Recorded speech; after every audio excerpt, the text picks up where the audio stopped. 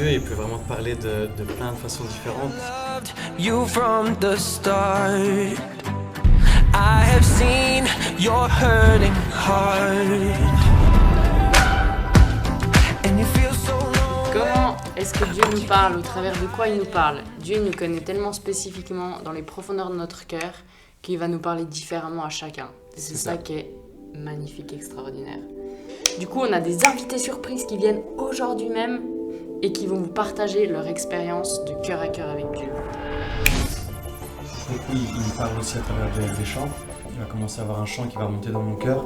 Il va me parler à travers un collègue ou à travers un panneau publicitaire. J'étais à l'étranger, je voulais trouver une église. C'était un pays musulman. C'était pas dangereux de dire que tu étais chrétien là-bas. Mais j'arrivais pas à trouver d'église. Et j'ai commencé à prier pour trouver une église. Des amis pas chrétiens m'invitaient à aller faire un tour avec eux.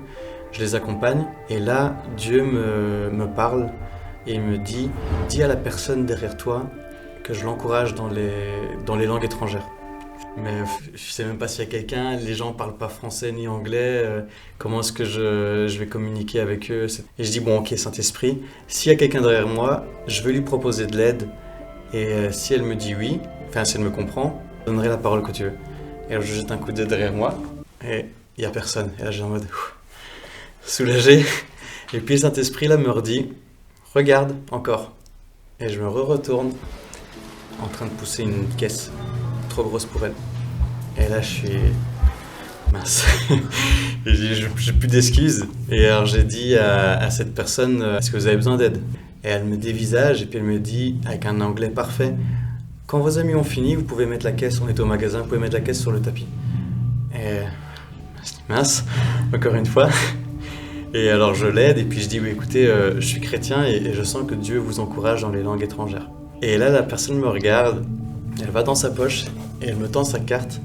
Et c'était la traductrice officielle de toutes les églises de l'île en fait. Et la semaine suivante, j'ai trouvé une église géniale et j'ai pu passer tout mon séjour dans cette église-là. C'était la réponse à la prière que j'avais fait 1 heure avant. Wow. Donc ouais. Donc Dieu me parle beaucoup au travers de mes enfants. Donc il me parle dans les rêves, avec mes enfants, il me parle même dans les crises. Et oui, parce que la crise, elle amène au changement, mais quand on est en crise, on est beaucoup plus sensible à entendre aussi la voix de Dieu.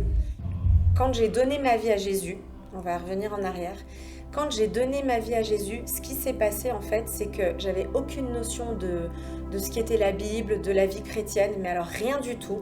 Et en fait, un jour, j'étais donc dans mon appartement, et puis c'était un dimanche après-midi, j'étais en train de faire le ménage, et d'un coup, j'entends, je pourrais même dire audiblement, on va dire presque audiblement, j'entends « Lève-toi, prends ta douche, prépare-toi et viens maintenant ».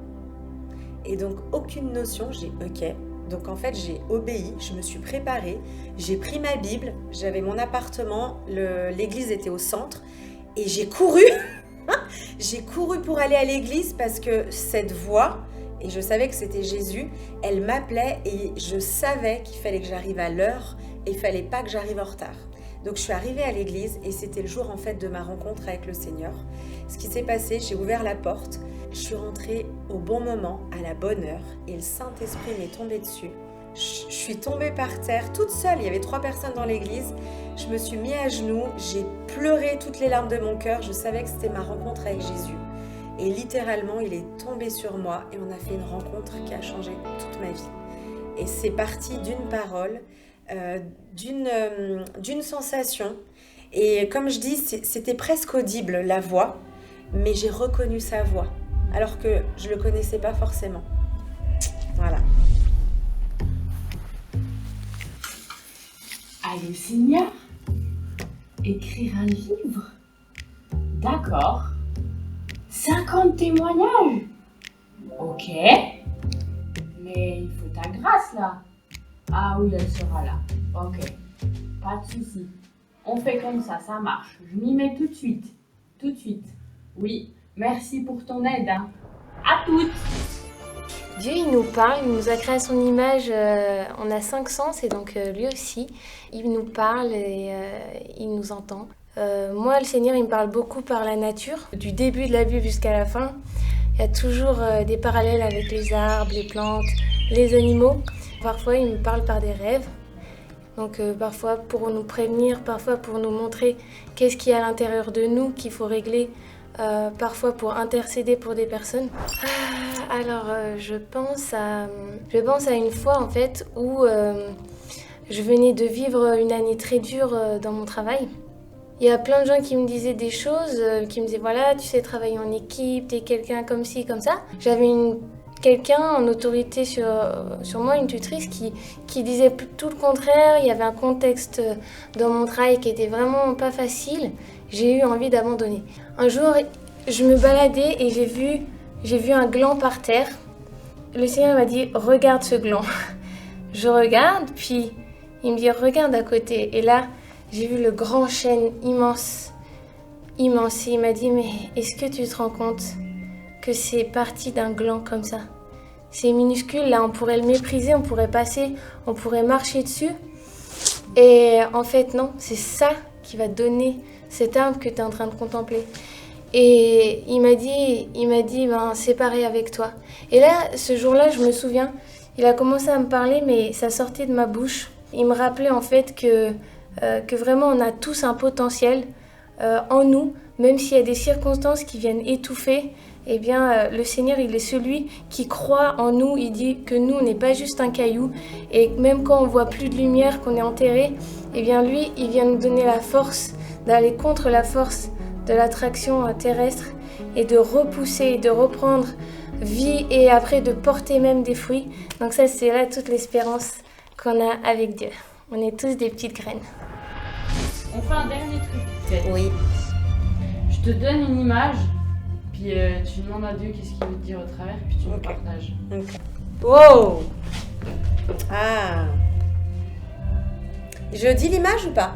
Et on va la mettre, t'as pas besoin. Ok. Donc moi, dans ce que je vois, dans cette image, et c'est marrant parce que donc il y a la porte, il y a le petit cœur, il y a la lumière. Dans cette image, ce que je vois, c'est peut-être pour 1, 2 ou 3 personnes. C'est comme si la personne, elle trouve ça magnifique, elle a envie d'y aller, mais c'est comme si c'est pas accessible pour elle. Et dedans, il y a Jésus. Dedans, dans cette tour, tout en haut, il y a Dieu le Père, il y a l'Esprit, il y a Jésus. Mais c'est comme si elle a envie d'y aller, mais elle ne peut pas y aller. Donc moi, ce que j'aurais envie de dire, c'est demande à Jésus pourquoi tu ne peux pas encore accéder à cette tour et monter pour le rencontrer. Et en fait, dans cette tour, ce que je vois, c'est qu'il y a une fête, il y a quelque chose qui est préparé. Et c'est comme si là où les personnes, elles ne peuvent pas prendre part à ce que Dieu a préparé. Et Dieu, il veut que la personne rentre.